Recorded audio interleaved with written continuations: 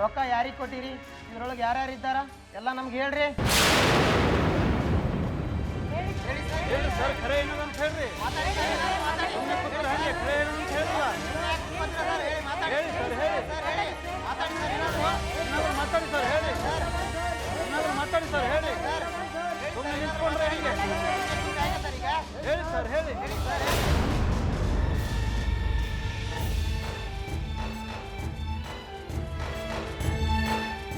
ಇದೇ ಕೆಲಸ ಬೇರೆ ಯಾರಾದ್ರೂ ಮಾಡಿದ್ರೆ ಸುಮ್ಮನೆ ಇರ್ತಿದ್ರೇನು? ನಿಲ್ಲಿಸ್ರಿ ಅಂತೆ.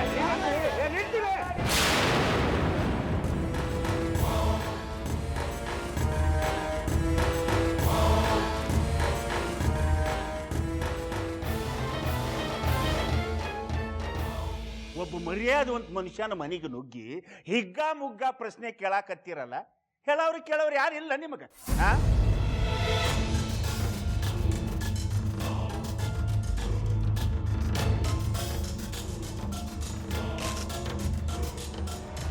ವಿದೌಟ್ ಪರ್ಮಿಷನ್ ಮನೆಯೊಳಗೆ ಹೆಂಗೆ ಹೋಗ್ರಿ ನೀವು? ಹೆಂಗೆ ಬಂದ್ರಿ ನೀವು?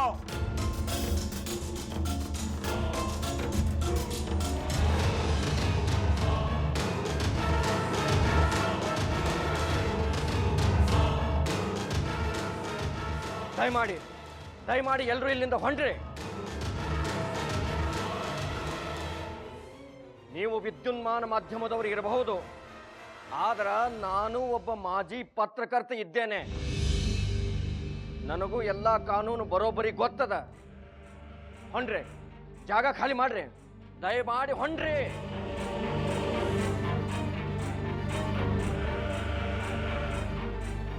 ಹಂಗ ಅನ್ಬೇಡ್ರಿ. ಸತ್ಯ ಹೊರಗೆ ಬರಬಾರ್ದು ಅಂತ ನೀವು ನಮ್ಮನ್ನ ತಡ್ಲಿಕತ್ತೀರಿ.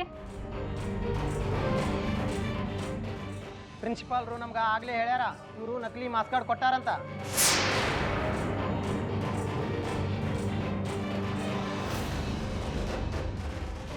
ಹಿಂಗಾಗಿರ್ಬೇಕು. ನಿಮ್ಗೆ ಯಾರೋ ತಪ್ಪು ಮಾಹಿತಿ ಕೊಟ್ಟಿರ್ಬೇಕು. ಇಲ್ಲವ, ಖರೆ ಏನಂತ ನಿಮಗೂ ಗೊತ್ತದ, ನನಗೂ ಗೊತ್ತದ, ಎಲ್ಲರಿಗೂ ಗೊತ್ತದ.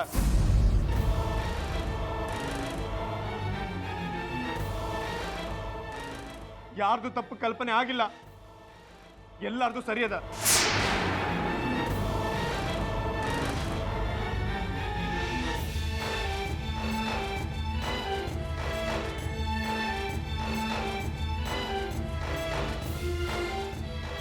ವಕೀಲ್ರ, ನಾವೇನೇನು ಕೇಳಿವಿ ಅದು ಖರೆ ಅಂತ ಒಪ್ಕೋತೀರೇನು?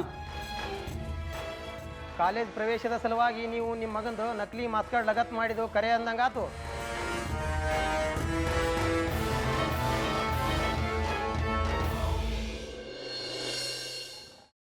ಕೈಮಾ ಲಿವರ್ ಚಕ್ಕಣ ಮಾಡುವ ವಿಧಾನ: ಒಂದು ಬಾಣಲಿಗೆ ಎಣ್ಣೆ, ಈರುಳ್ಳಿ ಹಾಕಿ ಹುರಿದು ಶುಂಠಿ ಬೆಳ್ಳುಳ್ಳಿ ಪೇಸ್ಟ್, ಅರಿಶಿನ, ಪುದೀನ, ಕೊತ್ತಂಬರಿ ಸೊಪ್ಪು, ಲಿವರ್, ನೀರು, ಬೇಯಿಸಿದ ಕೈಮಾ, ಟೊಮ್ಯಾಟೊ ಪ್ಯೂರಿ, ಗರಂ ಮಸಾಲ, ತುಪ್ಪ ಮುಚ್ಚಳ ಮುಚ್ಚಿ ಬೇಯಿಸಿ. ಈಗ ಕೈಮಾ ಲಿವರ್ ಚಕ್ಕಣ ಸವಿಯಲು ಸಿದ್ಧ. ನಮ್ಮ ಇವತ್ತಿನ ಕಾರ್ಯಕ್ರಮದಲ್ಲಿ GFC ಖ್ಯಾತಿಯ ಕೃಷ್ಣಪ್ಪ ಅವರು ಒಳ್ಳೆ ಚಾಕ್ನವನ್ನ ಮಾಡಿ ಕೊಟ್ಟಿದ್ದಾರೆ.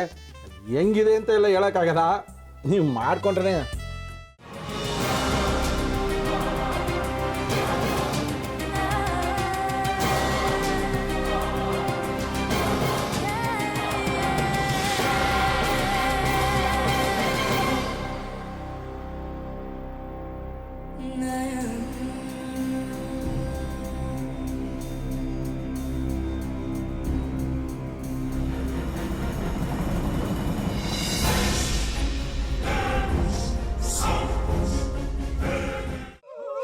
ಎಟ್ಟಿ ತಕೊಳಕ್ ಬಂದವ್ರನ್ನ ಸುಮ್ಮನೆ ಬಿಡಲ್ಲ, ರೂಮ್ ಕರ್ಕೊಂಡೋಗಿ ಸಾಯಿಸ್ಬಿಡ್ತದೆ.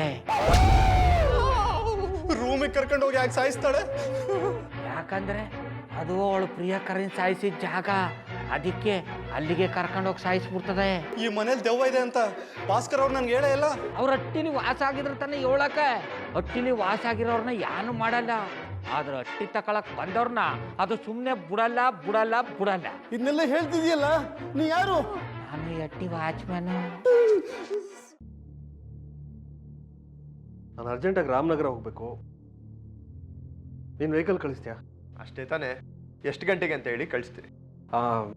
ಮೊನ್ನೆ ಯಾರೊಬ್ರನ್ನ ಕಳಿಸಿದ್ಯಲ್ಲ ಅವನೇ ಕಳಿಸು, ಚೆನ್ನಾಗಿ ಓಡಿಸ್ತಾನ ಅವನು. ಮೊನ್ನೆನಾ? ಹಾ, ಶಿವು ಇರಬೇಕು. ಹಾ, ಅವನೇ. ಅಯ್ಯೋ, ಅವ್ನು ನಿನ್ನೆಯಿಂದ ಕೆಲಸಕ್ಕೆ ಬಂದಿಲ್ಲ. ಫೋನ್ ಮಾಡಿದ್ರೆ ರಿಸೀವ್ ಮಾಡ್ತಿಲ್ಲ.